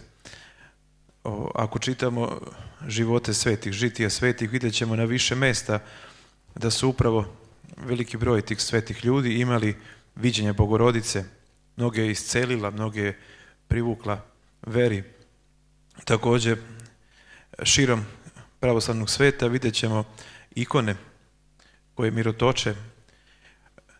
Također postoji mnogo primjera gdje se sama Bogorodica javljala, niču razni manastiri na tim mestima, tako da to nije nepoznato našoj crkvi. Ja bi se tu sa gospođom složio da je pravoslavna crkva malo oprezna i po tom pitanju, ali kažem prosto Gospod to sam odredi šta je istina. To je sličan primjer i sa moštima svetih ljudi također, ali kažem upravo Gospod kad želi nešto da projavi, on nađe način da to dopre do ljudi, ali kažem uvijek postoji ta mera opreza i kod nas pravoslavnih, ali kažem hvala Bogu, toliko je dokazano, toliko mesta je Gospod projavio kroz čudotvorne ikone, kroz mirotočive ikone, tako da eto, prosto postoji ta pojava i kod nas pravoslavnih, koja kažem opet s nekom namjerom Božijom da osnaži veru kod ljudi nalazi u jednom čudnom vremenu kad vera među ljudima slabi, eto Gospod nađe taj način da nas ponovo vrati sebi.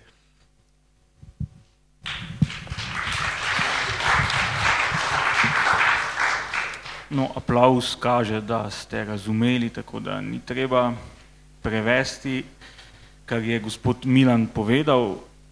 Isto vprašanje še za gospoda Srečka, Medžugorje, prikazovanja. Za nas Medžugorje nima kakšnega posebnega pomena, ker Sveto pismo nas uči, oziroma sam Bog nas uči, sam Jezus nas je učil, vse je mogoče tistemu, ki veruje. In se pravi, mi čudež lahko vsak dan doživimo tukaj in zdaj. In tudi ko vidimo, jaz nimam nekih podatkov, zdaj vem, slišal sem, dogaja se določeni čudeži, kakšen vpliv ima to na ljudi, ki hodijo tja, ali so bolj verni, ali so njihova življenja spremenjena, ampak vem pa, da tam, kjer deluje Sveti Duh, ko govorimo o enem prebujenju, o enem izlitju Svetega Duha, da so tam ljudje radikalno spremenjeni, da pride do kesanja, da pride do joka in spreobrnenja in enega novega življenja. Nažalost, mi v Evropi tega ne doživljamo. Doživljajo jo drugi svetovi, Afrika, Azija, celo muslimanski svet, čeprav je veliko preganjanje, kjer Bog deluje in kjer se ljudje resnično spreobračajo. Tako da Bog je ta, ki dela čudeže in pravim, za nas Medžugorje nima nekega pomena, ker lahko čudež zdaj in tukaj doživim. Sem pa bil v Medžugorju.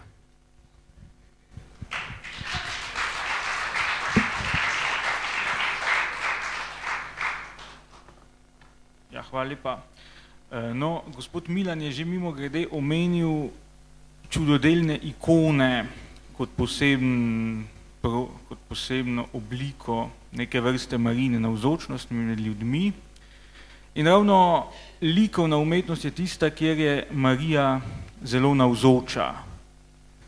Vendar, gospod Primož, imamo iz srednjeveške umetnosti tudi primere, ko pa so upodobitve Marije dokaj inovativne.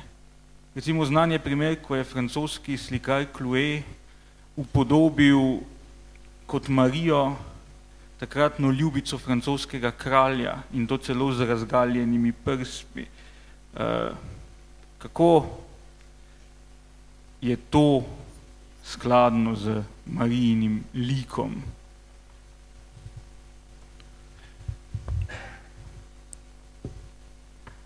Zgodovina pozna, lahko rečemo, tudi en razvoj.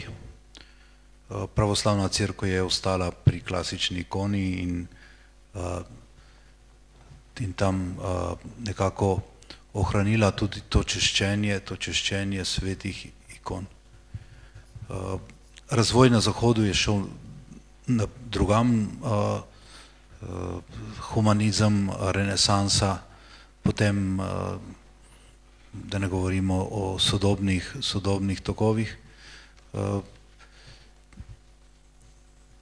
Mislim, da so to slike Marije, pri katerih ni mogoče moliti.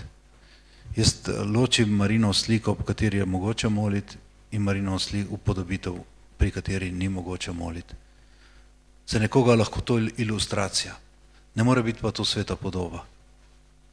Ker bistvo svete podobe je, da lahko ob njej moliš. Se pravi, kar je postavil tudi drugi nicejski koncil, da je okno v svet Božjega. Ikone in svete podobe so okno v svet Božjega. In v pravoslavni cerkvi, pa tudi v katoliški, je zelo močna tradicija tudi ikon, ki so čudodelne. Se pravi, slik in podob, kjer dejansko je ta Božja milost, to Božje delovanje veliko močnejše.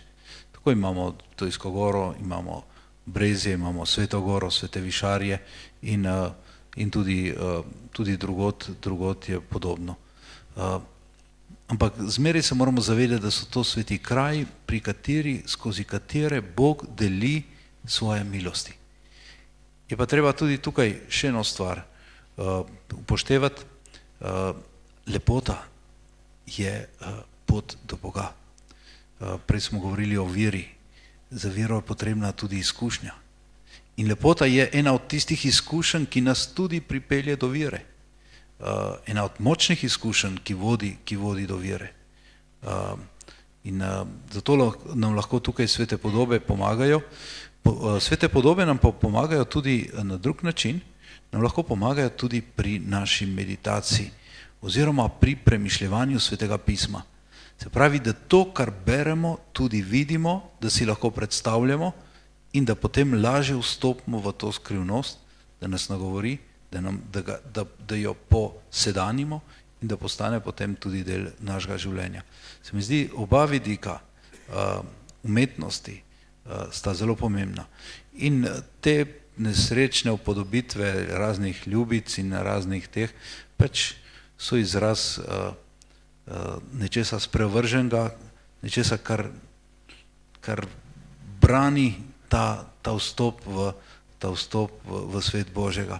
In se mi zdi, da tudi danes se tudi katoliška umetnost zopet vrača tja, kjer mora biti, da postaje zopet odprta in prosojna za Božje.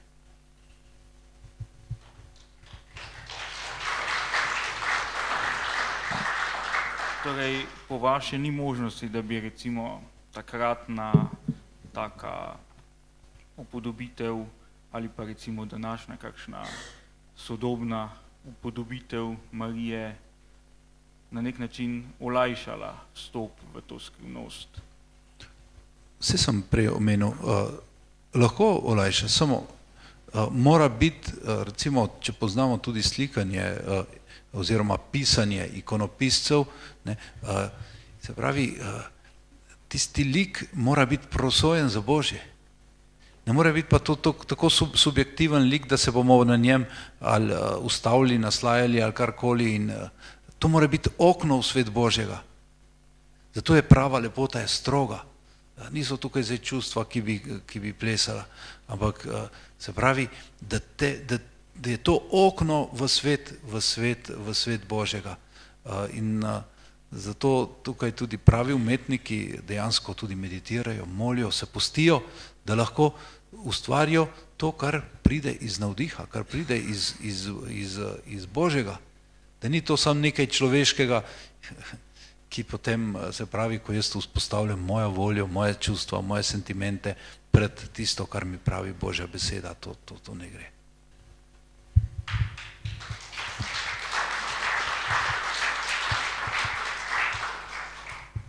Ja, bi se počasi pomaknili proti zaključku. Še prej enega od obiskovalcev zanima vprašanje, ali obstajajo znotraj luteranske cerkve razlike v dojemanju Marije, zlasti še, ker sam pozna primer redovniške skupnosti Marijinih cerkev, evangeličanske redovniške skupnosti v Darmstadtu v Nemčiji. Obstaja kar nekaj, lahko bi rekla, redovniških skupnosti, tako moških kot ženskih, ki si za svoj red, za svoje gibanje izberejo svetopisemsko ime, po apostolih, po Mariji, po Kristusu, kakorkoli že. Jaz ne bi rekla, da obstajajo neke posebne razlike, kar se tiče učenja. Res pa je, da v evangeličanski cerkvi se zmeraj poudarja tudi ta, oziroma dopušča ta osebna vera, oseben pristop k branju svetega pisma in s pomočjo Božje milosti tudi razumevanju svetega pisma.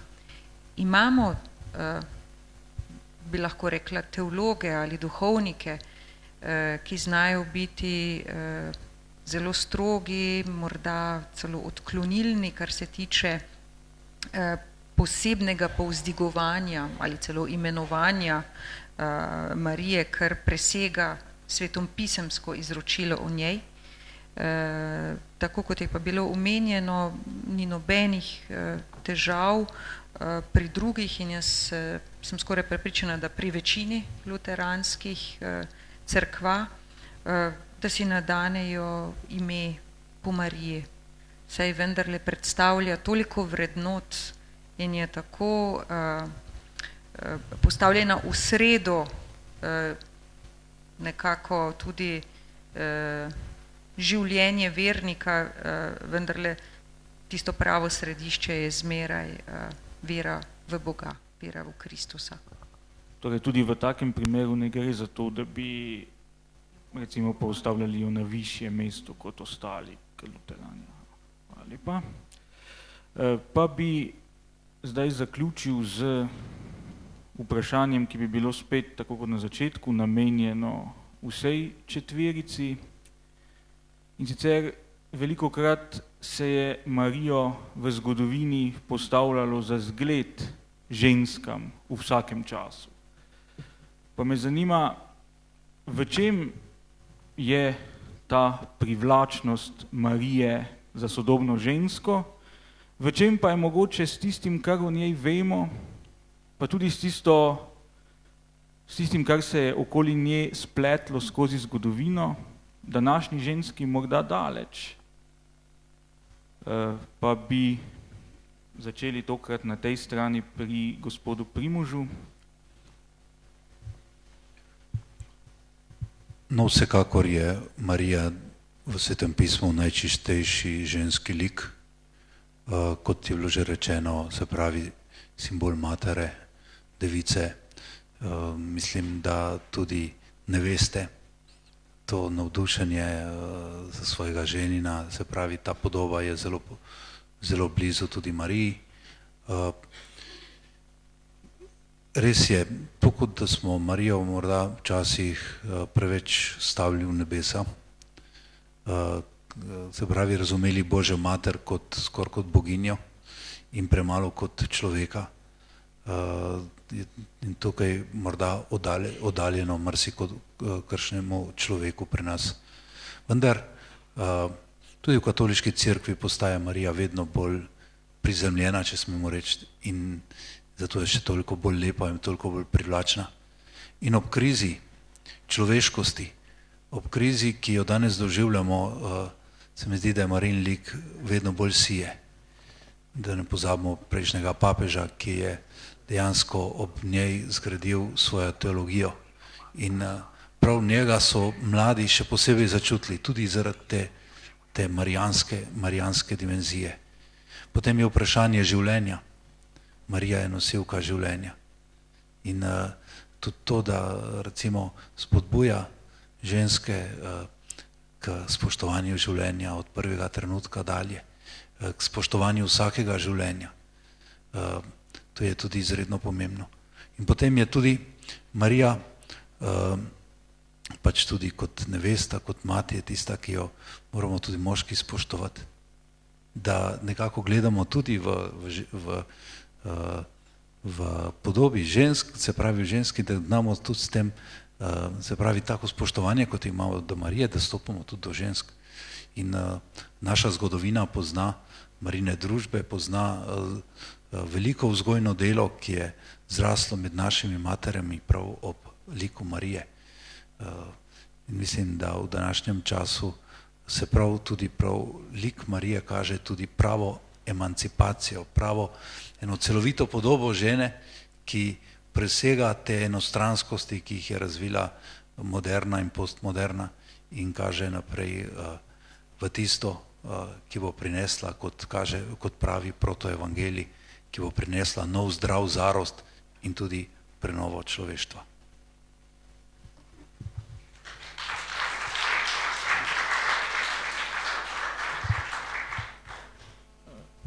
Gospodine Milane, kako vi gledate na to značenje Marije za savremenu ženu? Je li jo je ona blizu ili daleko? Moram reći da je jako teško pitanje, nisam mnogo razmišljao o tome i sad pokušavam da dam kakav odgovor. Pa svakako je Marija jedan ideal, nešto visoko, čemu treba dopreti, čemu treba doći. Živimo u jednom, da kažem, jednom čudnom vremenu, kada su prosto te neke moralne vrijednosti u jednoj velikoj krizi. I svakako se Marija postavlja kao jedan ideal majke pre svega, ono što smo govorili na početku i uvek se vraćam na to, taj jedan ideal, njen život je bio jako težak, da počnemo od te mladosti, odlazak od kuće, a gledamo čisto ovako profano, pa i to sastradavanje, gledanje sina kako strada, pa i ceo njen život. Sad, kažem, daleko je to od neke današnje žene koja sagledava taj lik Bogorodice. Malo sam iznenađen pitanje, izvinjavam se, pa ću malo razmisliti, možda još malo, pa ću odgovoriti kasnije još.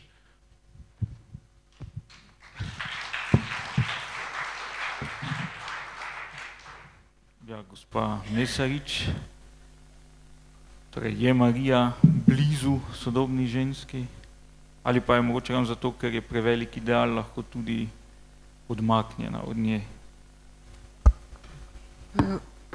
Jaz mislim, da ste nekako z vprašanjem, ki ste ga postavili, dali deloma verjetno tudi odgovor v tem modernem svetu, polnem izzivov. V preteklosti nekako sem brala, da je bila ta želja, ta ideal čistosti, deviškosti, hkrati pa tudi to hrepenenje po materinstvu, tisto, kar je ženske nekako vodilo, a hkrati bilo tako nedosegljivo, ker oboje skupaj za zemeljskega človeka je nedosegljivo. Vmes bi samo za trenutek se še vrnila na vprašanje, ki mi je bilo postavljeno o tem, verjetno o diakonisah oziroma diakonskih sestrah, ki imajo ime po Mariji. Nisem prepričana, ampak mislim, da gre za diakonise, ki so si nadali ime po Mariji, iz zgodbe Marija in Marta. Nisem prepričana, ampak ni nobenih težav pri tem devanju imen. Mislim, da v današnjem času, da se vrnem nazaj na vaše vprašanje, ko je toliko izzivov in težav tudi pri mladih družinah in pri ženskah, z odnosi v družini, prav tako za to željo po materinstvu in vemo, da v tem modernem svetu je materinstvo postalo za mnoge nedosegljivo. Hkrati pa tudi ženska kot taka, ki se mogoče v tej težnji, da bi živela in zaživela in polno živela, spreminja in izgublja to svojo ženskost in včasih znamo reči, da izgubi tudi svojo čistost, prav tako znajde pred velikim izzivom, da si postavi vprašanje, kdo sploh je in kaj bo jutri.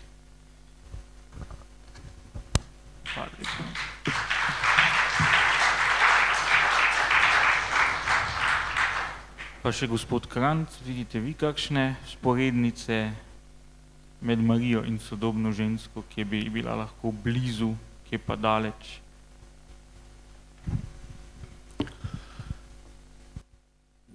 Težko mi je odgovoriti, ker nisem ženska. In ker ženska drugače razmišlja kot moški. Ne. Ampak moče glih tu ta na eni strani problem, na drugi strani rešitev.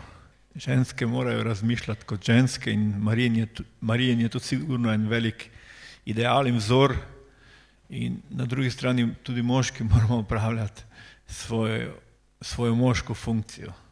In potem bo ta družba lepša in boljša. In ja, boljše funkcionirala.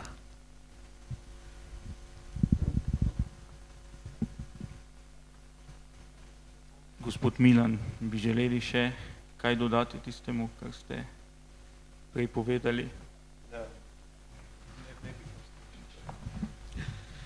Ja, jaz se zahvaljujem, gospod Srečko, ker ste pravzaprav opozorili na eno bistveno pomanjkljivost te okrogle mize, tega spraševanja o Mariji. Dejansko se pogovarjamo o tako pomembni ženski, pa nas je 4/5 moških in obstaja velika verjetnost, da seveda tako kot ne prodremo v razmišljanje drugih žensk, tudi o tem, kaj je smislila Marija, nimamo pojma. S tem pa Marija vsaj za nas zavedno ostaja samo neznana znanka in je verjetno tu gospa Mesarič res v boljšem položaju kot vsi mi ostali. Jaz se vsem 4 gostom zahvaljujem za številne lepe misli, ki so jih podelili z nami. Mislim, da smo kakšno tančico odgrnili, kakšno mogoče tudi še bolj zastrli. Upam, da boste domov odšli predvsem spominom na vse tisto, kar predstavnike različnih krščanskih cerkva druži, tudi ko gre za Marijo. Nekatere razlike pa so seveda tudi izstopile, ampak kot je bilo večkrat povedano, predvsem na moji levi, duh veje, kjer hoče in prav je, da veje, kakor hoče. Sprejela je to njegovo delovanje Marija in tudi zaradi tega bo del nje ostal vedno neznan. Zahvaljujem se tudi občinstvu za potrpljenje. Zdaj jaz in tehnika, to sta 2 ali pa 3 različni pojmi. Mislim, da je bilo tudi to vidno, ampak se vam zahvaljujem, da ste preživeli in da ne bo nihče tožil.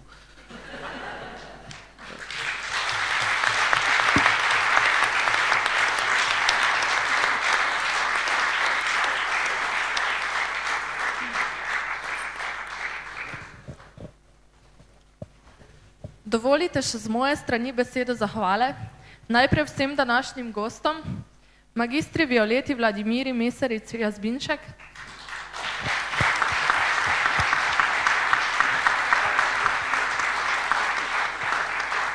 Srečku Krajncu,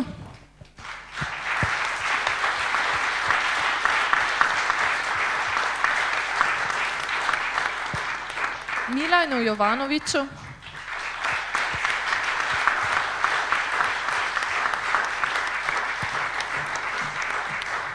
Primožu Krečiču,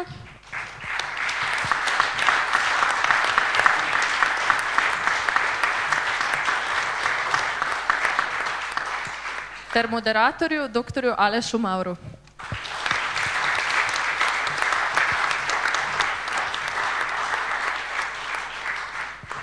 Na koncu pa zahvala še vsem tistim, ki so pomagali k realizaciji letošnjih Nikodemovih večerov. Papirnici Labar Biro in cvetličarni Larisa za finančno podporo, fotografu Patru Benu Laurihu za fotografije, gospodu Ivanu Rampretu za zvočne posnetke, televiziji Exodus za snemanje večerov ter gospodu Felixu Kolarju za vso pomoč v zvezi z dvorano. Najlepša hvala.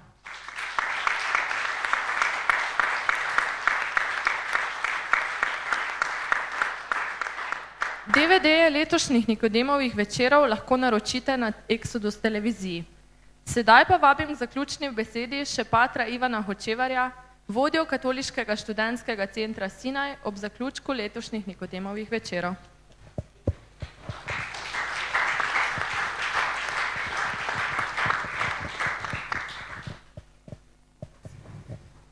Dober večer vsem skupaj. Bogu smo hvaležni za letošnje Nikodemove večere. Mislim, da se je zgodilo veliko lepega, da so bili Nikodemovi večeri zanimivi in pestri. Med nami smo imeli različne goste. Ustvarjali smo pristni dialog. Marsičem smo si podobni, smo si pa tudi različni in tako je tudi prav.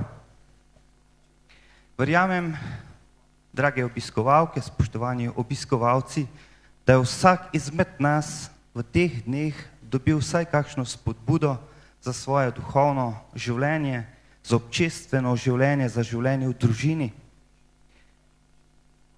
Želim se zahvaliti vsem sodelujočim, vsem nastopajočim, vsem tistim, ki so omogočili te Nikodemove večere, še posebej nadškofiji Maribor. Zahvaljujem se tudi vam za vašo navzočnost in za vaše prispevke. Ob koncu pa se zahvaljujem tudi sodelavcem revije Tretji dan. Tukaj imamo Aleša, pa Janja, Sebastian je vodil okroglo mizo. Zahvaljujem se tudi sodelavcem Katoliškega študentskega centra Sinaj, Renati, Simonu, Roniju, Andreju in še posebno 4 dekletom, ki ste jo videvali vsak večer. To so Gloria, potem Beja,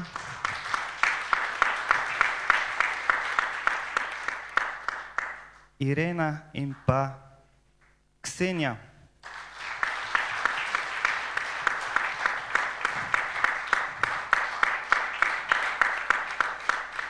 Pridite.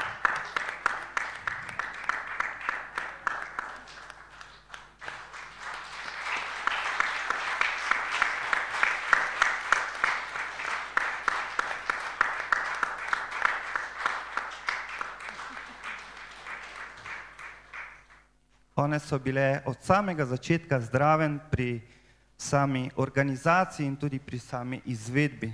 In sem jim res hvaležen, ker so zelo pridne in zanesljive.